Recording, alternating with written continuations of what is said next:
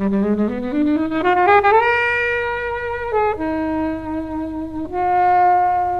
I really like Kristen Stewart's approach to it, and quite a few people who knew Diana said that it's quite a good, she kind of brought together some of the mannerisms and brought her to life in a way that they thought was quite impressive. But it's a very strange film, I think.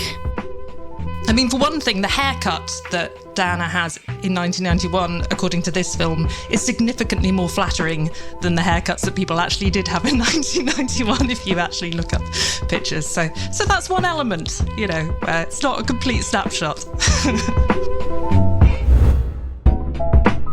Hey everyone, and welcome to this episode of Flixwatcher podcast. Today I'm joined by Rich. Hey. Kat. Hey. And Helen the Cat. Hey. We're going to be talking today about Spencer. Thank you always to the mighty people for their mighty, mighty tunes, and thanks to Ben from Rockwood Audio for editing this podcast and this episode in particular. Do remember to head over to Spotify and Apple Podcasts and give us a 5-star rating and a glowing review because it really helps us. And also, if you want to join the conversation, you can find us on Twitter at FlixWatcherPod or on Instagram at Flixwatcher.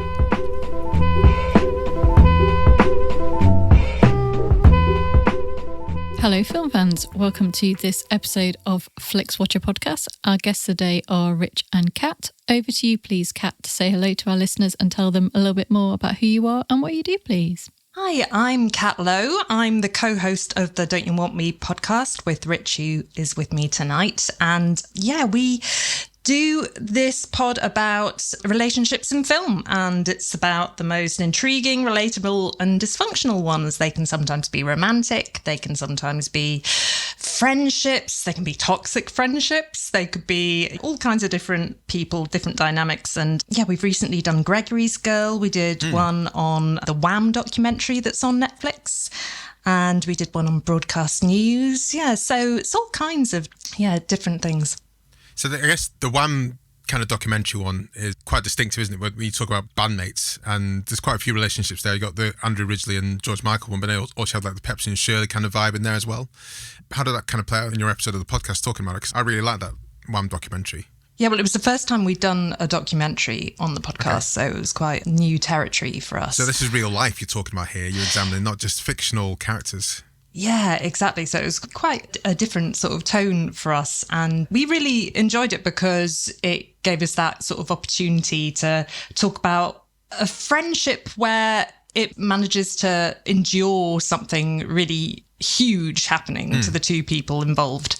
And it's quite rare, really, in bands for there to be this massive trajectory, huge success, and for the people not to immediately fall out. And it was nice to examine such a positive friendship, wasn't it, Rich? Yeah, and I think when you say about fictional characters, I guess George Michael in some ways was. And we got to learn a lot about his kind of friendship with Andrew as youngsters and as he changed from Yog into George Michael and the big star that he ended up being. And yeah, seeing especially the kind of the way that he was looked back on, and in another way about how short-lived their fame as Wham really was. We kind of didn't realise as at the real top, it was probably 3 years or so. And yeah, from there it was a whistle-stop tour, but a very enjoyable one. I was always surprised that it did end on a friendship where the trajectory was so markedly different. And also George was at the start saying, well, Andrew was a better songwriter at the start, and then suddenly he wasn't. And then Andrew was like, I can't compete, mate, you go for it, have fun, I'm done. And it seemed like, wow, this is mature. I'm not sure how often you see that nowadays. But yeah, anyway, so it's good to, venturing into real life documentaries, guys. I'd love to hear more of it. But we're here talking today about Spencer. There's a few relationships in this specific film. I'm not talking about all the relationships in around this very, very famous person. But Rich, this is your choice of film. Can you tell us first of all why you chose it, and then give us the synopsis if there is such a thing? Well, I guess this was one of the, growing up in the UK in the 90s, this was the big relationship, especially at the start. It was Charles and Diana. I think this was set in the Christmas of 91, I believe. And seeing this kind of episode and this part of her life, obviously semi-fictionalized, they're real characters, and I haven't seen any of the other productions like that, but following the story that we know and the end of their relationship at Sandringham at Christmas, and then going into this tragedy that everyone knows about, which, spoiler alert, but we do see really a portrayal. We do see a portrayal of what we think the royal family may have been like at the time, and the mental health struggles that she was going through that were very well documented before and after she died. And seeing really a version of events that saw her leaving the royal family, as it were, and just that whole environment really is so alien to 99.999% of reality, let's be honest. And seeing this version of it is fascinating, and I'd never seen it before, and any excuse to spend Christmas with the royal family. Helen, what are your thoughts? How much of a fan of the royal family, or Diana in particular, are you? I've never watched The Crown, but I quite like Lady Diana's fashion, and I just remember her just being kind of everywhere.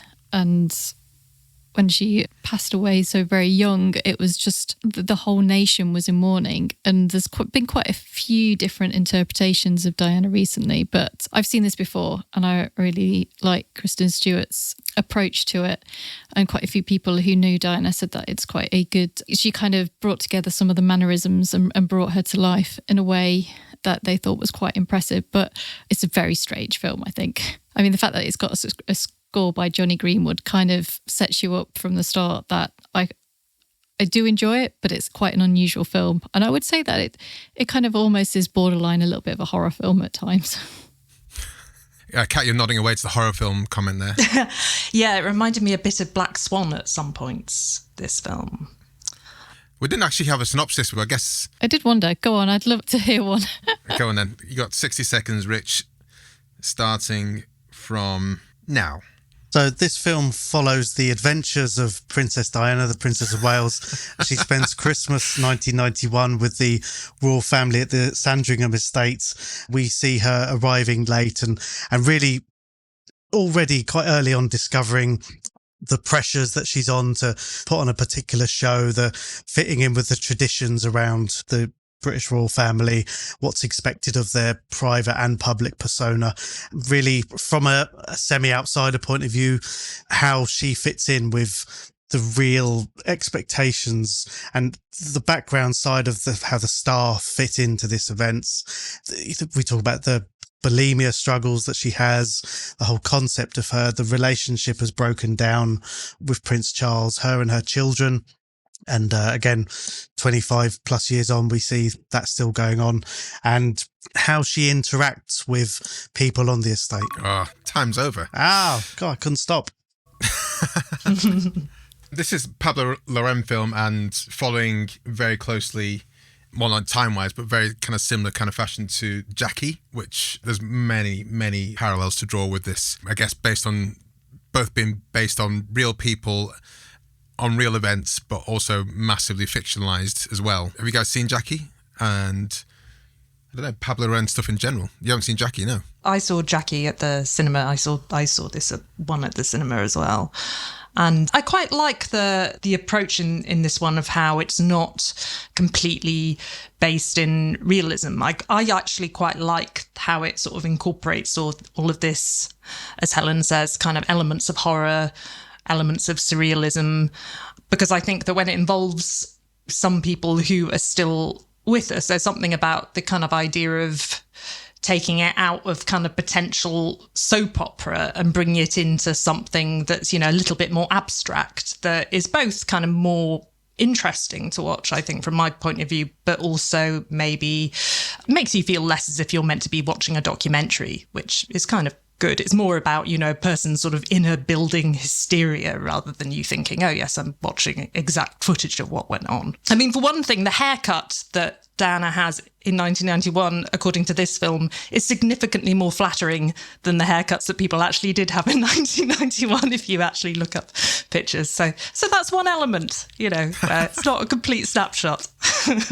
Yeah, I've seen Jackie. I was a bit lukewarm on it, saw it first. So I think I definitely want to revisit it. And then I've also seen Emma, I don't know how you pronounce it, the other Pablo Larraín film with Gael Garcia Bernal wearing little dungarees, which is like the main takeaway I got from that.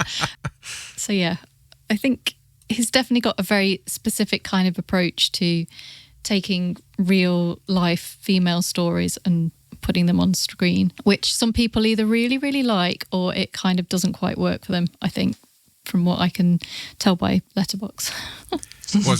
Are the ratings quite varied then? Yeah, I think it's either people absolutely love it and think every shot is just so beautiful and the acting is just off the scale, or it's a bit boring and weird. I think it's a bit boring. No, it's a bit weird. Not necessarily boring, but I have a fundamental challenge with these types of films where it is based on real people, but also there's no way we can possibly know what the actual story was that happened. So fundamentally, I'm kind of like, what's the point in a way? That's why I'm not watching The Crown. Also because I'm not really that bothered about the royal family just in general to want to watch series and series of their lives. But I'm kind of like, well, if this is all just going to be made up, I'm not sure what's to be gained from it exactly. So do you always feel like that when you're watching historical drama? Not necessarily, but it's when people are very much still alive and they're trying to piece together news stories that directly relate to things that have happened, and then they're trying to reconstruct the conversations that have happened based on these news stories. So I imagine that obviously Diana was in Sandringham that Christmas and things happened, but then we're kind of reconstructing all these conversations that happened, and you kind of think, I'm not sure why we're doing this exactly. But outside of that, though, Kristen Stewart as Diana, thought, wow, actually, great, you did a bang up job. I always love Sally Hawkins. I always love Sean Harris. And Timothy Spall in this was like, I don't know if you're a goodie or a baddie, but I like the way you're presenting this kind of character. And on the other side, you have almost like arm's length, you have the Queen and Prince Charles. And I didn't look up who those actors were. Well, Prince Charles, sorry. But he was almost like a blur in the distance, like not a motion blur, but just like that far away. We only kind of interacted with him when it became, we needed him to be in the fray for a bit, to be a bit of an idiot or a bit of a knobhead, and then kind of step away to show that Diana was the good one and he's the bad one kind of way. So I found it interesting, but also there still was that lingering, do we need this? Do we need the story? Do we need this? I mean, essentially, it's vibes for like 2 hours. Yeah, it is. Vibes, it is. Vibes it's a hang based film, isn't it? on things that may or may not be true, but have been kind of reported in interviews or by different kind of unofficial accounts over the years. So like the weighing thing and like having our outfits picked and kind of piecing together like the real moments. So from the public appearance at Christmas and the KFC story and all of those things. So did the KFC story happen? I took exception at that. Well, yeah, because did they have drive-through KFCs in 1991? I can't remember. I took more exception to the cowboy nature of ordering KFCs. I didn't think it made any sense. 2 lots of chicken. Which chicken? Like 2 lots. It was just like, it was a... That's someone who doesn't order at KFC going to KFC. Exactly. Spencer. Sorry. I do think it's a really, really beautiful film. The cinematography is by Claire Mathen, and I think that she worked on Portrait of a Lady on Fire as well, which is also a really beautiful that makes sense. movie. And the costumes are by Jacqueline Duran, who did Barbie, and also Atonement, in which Keira Knightley wears the most extraordinary green dress, which I think is one of the most amazing outfits in movies of the last 20 or so years. So you can really sort of see like the sort of stamp of like proper kind of artistic concentration on this film. I think it's really impressive in that way. What did you make of the relationship she had with people downstairs, quote unquote, which kind of fed into the people upstairs? Because this to me was like almost, I mean, he talks about horror. I was thinking like Gaslight in the movie, wasn't it? It was like there's a lot of, you can't do this, you must do this. And people knew what she was doing all the time. And she was, even, she tried to expunge the food by going to a kid's bedroom that time. Everyone knows what was going on there. And it was a really kind of creepy, horrible, gaslighty scenario, which I just felt really sorry for her more than anything. That's probably one of the things that took against her. I just felt really sorry for her. Yeah, that constant feeling of surveillance and, as you say, a real strong sort of gaslight feeling of people continually telling her that everyone can see and hear everything, but also saying to her, don't see conspiracy everywhere, you know. I thought that was really quite a kind of haunting element of it all. And the whole part of Sandringham felt to me a bit like the Overlook Hotel in The Shining. This kind of big, massive building with wings and rooms and this kind of creeping menace and everything. It did feel a bit like that. And part of her, say descent into madness, a bit like Jack Nicholson, was kind of slightly different because it was pretty much already there, and everything here we just see with various triggers. But that kind of element of Sally Hawkins being there, or is she? You know, this is Paddington's mum, or is she? We don't know. Was she real? Don't play with Paddington's mum. I felt a lot of mum. empathy because she was just complaining about how cold it was, and I was just thinking I could just imagine like how cold it would be, and they wouldn't put the heating on either because they're tight royals and make everyone take extra blankets. Yet she drove away with a convertible top down like the day after Christmas. That must have been fucking freezing. Good point. Yeah, Harry says, doesn't he? He goes, I'm cold, Mum. So apparently Diana favoured McDonald's over KFC.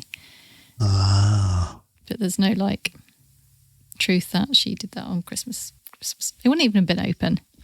I remember there being some sort of controversy that she took the kids to see, what was it, Patriot Games. So this would have been after this, probably a year or two afterwards, and she took without her police detail and just went, we're just a normal family going off to the cinema. And I believe that, you know, because of the theme of Patriot Games as well being around the IRA, it's like, she's taking sides, and everything was a controversy, and they probably went to McDonald's then as well.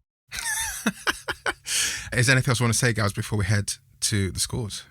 I like that in that final scene they're playing Mike and the Mechanics, because Mike and the Mechanics is such a specific music choice from that moment in time.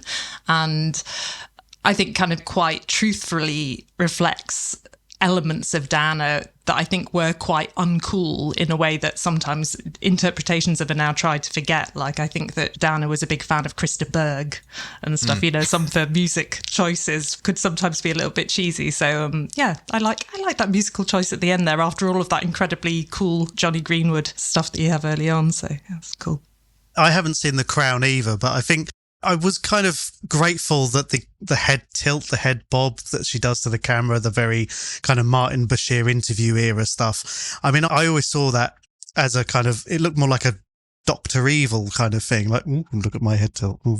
But it wasn't overdone to the extent, I think, because I've seen stuff around The Crown, but I think the performance of Kristen Stewart it did seem to convey a lot of different emotions and the various issues she was going through. And I think it could have very, very easily been done as a caricature.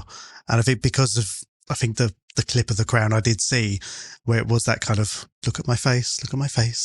And she's managed to avoid that, although the Sally Hawkins element to it and the whole Anne Boleyn callbacks, if you can call it a callback. Yeah. Yeah, that was a very kind of interesting and odd and surreal way it went down. It's just, as you say, it's horror, but with almost a bit of time travel there too. I just wanted to say that while I was like looking to see whether she really ate KFC, if you type, did Diana really eat? One of the things that comes up is pearls.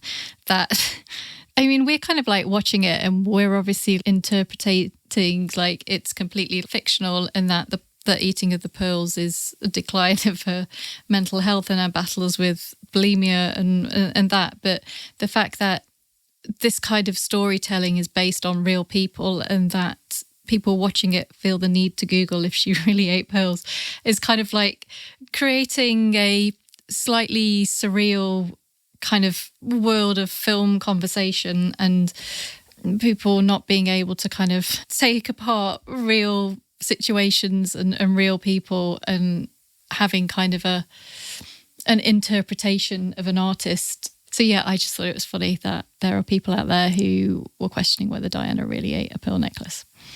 Did she? She did not. In case you were wondering. Well, let's head to the scores, guys.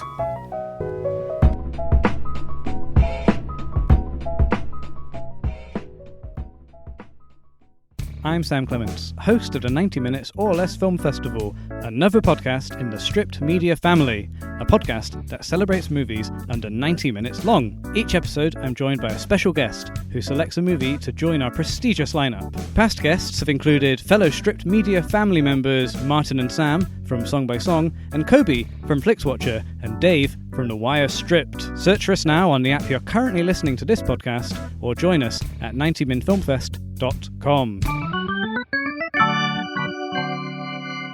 So welcome to our Flixwatcher scores. They are always out of 5. You can have decimal places if you wish, and we will start with you, please, Rich, with your recommendability. I'd say a 4, I think, because it's such a strange blend of films. I think it's something that I would suggest that people watch. I think, like you said at the beginning, they may not necessarily enjoy it. They may sit in one extreme or the other, but I think it's something that it's actually an interesting watch, and I definitely recommend that people go and watch it. Kat? Yeah, I think I'd give it a 4 as well. I think that, as I say, it's a very beautiful film in terms of how it looks, and that's quite rare these days with movies, I think. And I like how much space there is in it. I like how sort of cold it is. It sort of opens with that incredibly sort of frosty grass. I love all of that. And yeah, I like the way the music is used in it. It reminds me a bit of Punch Drunk Love, the Paul Thomas Anderson film, in that way. So yeah, I'd definitely give it a 4. Helen? Yeah, I mean, I do really like it as a film. I think the score is amazing. I love Johnny Greenwood's scores, and I think Kristen Stewart is so good in this, but I think it's a bit of a tricky one to recommend because it is a lot of vibes, and at the end, like, you don't really kind of learn that much. Well, maybe you learn whether she likes McDonald's or KFC. I don't know. It's not. Or not. It isn't a documentary, and it isn't trying to be in that way. It's just kind of an interpretation of how she may or may not have been feeling at the time. So I'm going to give it a 3.8, even though I am quite a big fan of it. I'm going to give it 3.4, I think. I think it's an interesting piece, and I'm not the biggest, I don't know how to say this without sounding callous, I'm not that fussed about royalty, but Diana, in that pyramid of royalty, she's obviously the pinnacle. She's the one that broke down barriers for people HIV/AIDS. She championed all these charities. She was in a system which was kind of against her and tried to fight against it and rally against it. So if this was Charles, the film, I would not be even slightly entertaining this, but the fact it's Diana, I think Kristen Stewart does a fantastic job portraying her, even though doesn't really look like Diana, but the mannerisms and the intonations and how she just everything about her I think is great. But the fundamental kind of story behind it, I'm not that fussed about. I'd recommend it to a lot of the Crown fans, I guess. So yeah, 3.4. Yeah, repeat viewing score. Rich? I'll say 1.5. You kind of know what happens anyway, and I think any of the surprising twists and turns and the way it ends, once you've seen it, I honestly don't think I could go back and watch it again, because while it's a very interesting first time watch, I think, and again, not really a royalist fan and really into that kind of thing, I honestly don't think, other than if there was a very condensed version of it, it's one of those films that you could make like a 25-30 minute version of, would actually be quite enjoyable. But I think after you get about halfway in, or even half an hour in, you kind of think, oh, okay, it's just more of this. So I think, yeah, I've seen it now, and it's on my letterboxd as I've seen it. So yeah, I'm happy. 1.5. You can't get away from it. Kat? I think I'd probably give it a 3. I think that because of the nature of its sort of elements of kind of claustrophobia, it makes it quite an uncomfortable watch completely intentionally. But at the same time, the way it kind of conveys its specific atmosphere is really effective. And I think that I've seen it twice now. I've seen it at the cinema and on the small screen. And you do just enjoy kind of like these incredible frames and costumes and performances. And it is an acquired taste, but I quite like elements of sort of like long silences and space and some of the things that I like. I quite like that about Mad Men, for instance. I can remember seeing that for the first time thinking, oh, this is allowing quite a lot of space and silence. And yeah, so I'd give it a 3. Helen? Yeah, so this is the second time watching it. Were you excited to watch it again? I wouldn't say excited. I was very much on the fence of, can I remember enough to get away Not with to it, watch it again. or will I need to watch it again? And then I thought, I've got the time, I'll watch it again. But I wasn't 100% invested in it the second time round. So I'm definitely probably not going to watch it again. I think I'll go back to Jackie before I'd watch this again. So I'm going to give it a 3 just because I have seen it twice. But one you were forced to in order to participate in this podcast episode. I don't think I'm going to watch it again. I guess never say never. I'm going to go for a 2 there. Small screen score.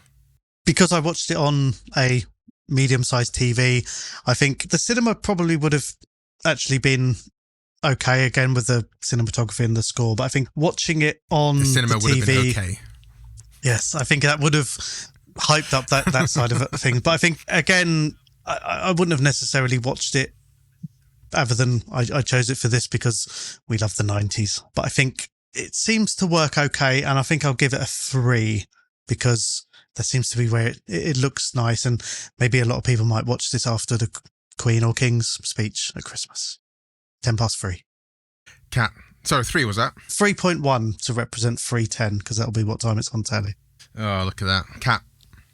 Yeah, I think I'd give it a 3 as well because it still looks gorgeous, but it's significantly less good than if you see it at the cinema. Like, it's just the visual elements are so strong, and that music and the kind of mounting tension, it's very good if you're properly submerged in it. So it really doesn't sort of lend itself to that thing of when you're kind of sprawled on the sofa and you've got one eye on your phone. And I think it loses a lot of its power when you're watching it like that. Like a lot of films do, but I think particularly ones like this, it's very good if you're properly focused on it on the big screen. Helen. Yeah, 3. I think I would have liked to have seen this at the cinema. I just think that maybe the timings didn't quite work, and it kind of came out at the end of 2021 when cinema was not quite back yet then. So I missed it. And I think I probably would have enjoyed the experience and enjoyed looking at people's faces as they left on the way out, just to kind of read what their thoughts were. So yeah, I've only ever seen it on the small screen, which I think is kind of fine. So I'll give it a 4. I think I would have quite liked to see. I think I would have got the best, definitely, after watching this in the cinema. This and Jackie, because they are such kind of a vibe piece and the hang, I think the just being enveloped in the cinema screen does definitely help you. I was easily distracted whilst watching this. It's going to go into my engagement score, whereas I definitely wouldn't have been in the cinema. So I think it does actually lend itself quite well to a cinema score. So I'm going to go slightly lower than you guys. Well, I'm going to match Cat with a 3. Engagement score, Rich. I'll go for 2.5. After about half an hour, I was at the point where I was thinking, okay, this needs to go somewhere. And I don't think it After really half an hour, did. you had 3/4 of the film still to go. Exactly. And I kind of thought they did quite a lot in that half an hour to establish everything. And then as it went on, I was like, okay, waiting. And the only thing I was waiting to see is how it ended. I wasn't expecting it to end with a Kentucky Fried Chicken. But I think, as you say, I kind of had it on and I was following it, but I was kind of expecting to see something else. I mean, her running out in front of a load of people shooting pheasants wasn't what I was expecting, but I'll give it 2.5. Cat.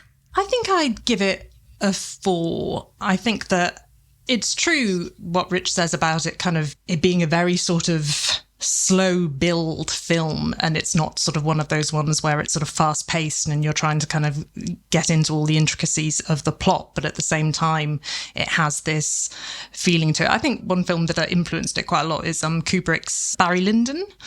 And, you know, that lasts about 100 years and looks kind of quite similar to this. And it's it's one of those films where some people who like Kubrick's film, they kind of think that that's one of their least favourite because it's very sort of slow in that way, and other people really like it. So it's one of these, as you said earlier, Helen, I think, you know, it's like one of these films that people kind of fall into one category or another. But yeah, I quite like slowness, so I give it a 4.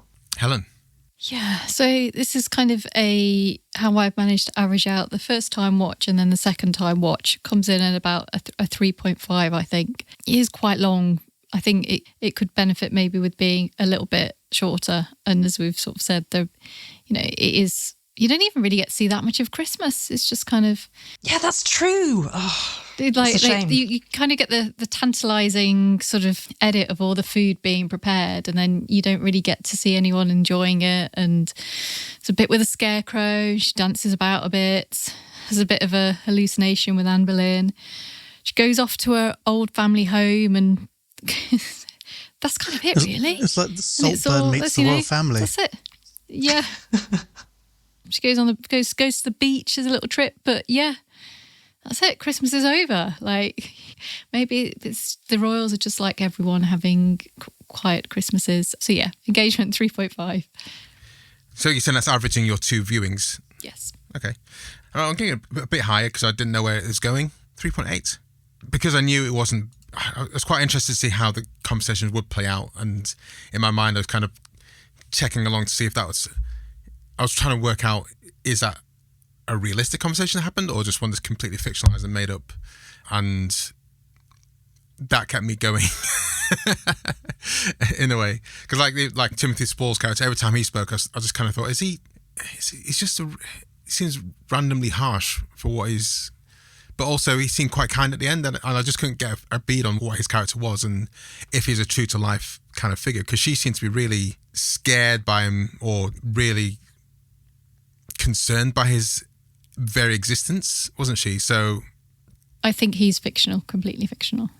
No, but what I mean, the type of character, would there be like almost a person who was there, the weighing person, but also like the budging you into a room, but also giving you Anne Boleyn books to encourage you? It just seemed like a really weird person. So what do you mean by that? Do you mean that he was just a ghostly apparition, or he was just a... He wasn't based on a real person. So, like, obviously, like, the Queen and Charles are real, and the chef the chef is very much a real person who had quite a good relationship with Diana. But yeah, Timothy Spall's is not based on any true person. He felt like Tim Curry in Clue.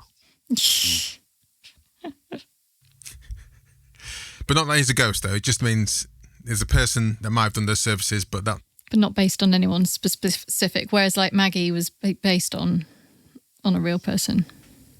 Was she real? Or a ghost? She was based on a real person.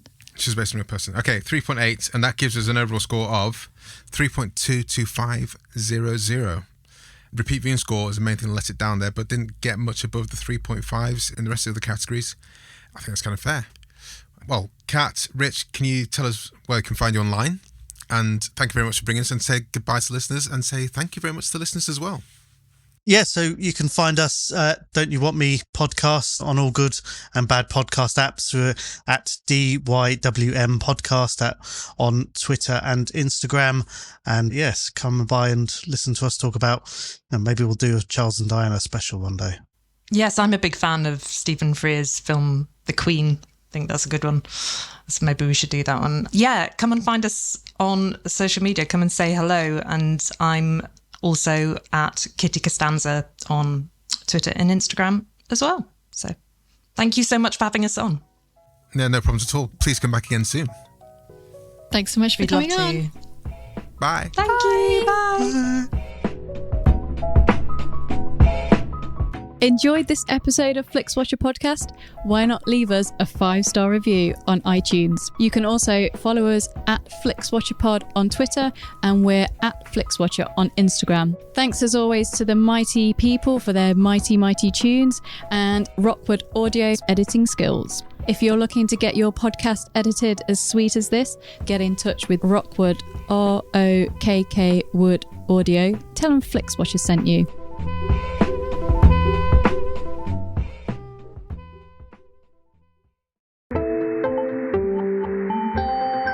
You just heard a Stripped Media production.